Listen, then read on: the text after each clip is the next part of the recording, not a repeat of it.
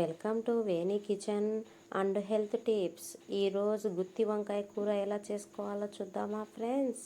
ఒక ప్యాన్ పెట్టుకొని అందులో కొన్ని పల్లీలు వేసి 2 టేబుల్ స్పూన్ నువ్వులు వేసి రెండింటిని బాగా వేయించి పక్కకు తీసి పెట్టుకోవాలి. ఒక కొబ్బరి వడక వేసి కొబ్బరిని మెత్తగా దంచిన తర్వాత 2 అల్లం ముక్కలు, వెల్లుల్లి, ఒక గడ్డ, 2 ఉల్లిపాయలు వేసి మెత్తగా దంచాలి. తర్వాత పల్లీలు, 1.5 టేబుల్ స్పూన్ కారం, ఒక రుచికి సరిపడినంత ఉప్పు, 1 టేబుల్ స్పూన్ ధనియా పొడి, కొంచెం చింతపండు వేసి మెత్తగా దంచుకోవాలి.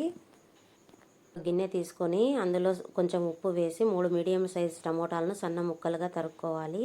తర్వాత ఈ వంకాయలను ముక్కలుగా కోసుకొని ముందుగా దంచి పెట్టుకున్న పేస్టును వంకాయలలో పెట్టాలి. ఒక కుండ పెట్టుకొని ఒక చిన్న గ్లాస్ ఆయిల్ వేసి ఆయిల్ బాగా కాగిన తర్వాత పోపు దినుసులు, 4 రెమ్మల కరివేపాకు, 2 ఎండుమిర్చి వేసి బాగా వేయించాలి.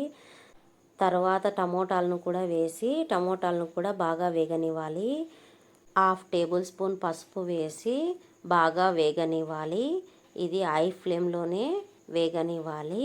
మూత పెట్టి మగ్గనివ్వాలి. ముందుగా కోసి పెట్టుకున్న వంకాయలను వేసి వంకాయలలో పెట్టగా మిగిలిన పేస్ట్లో కొన్ని నీళ్లు పోసి వంకాయల మీదనే వేసి మూత పెట్టి 10 నిమిషాలు హై ఫ్లేమ్లో మగ్గనివ్వాలి. లాస్ట్లో కొంచెం కొత్తిమీర వేయాలి. కొత్తిమీర లేదు కాబట్టి నేను పుదీనా వేశాను.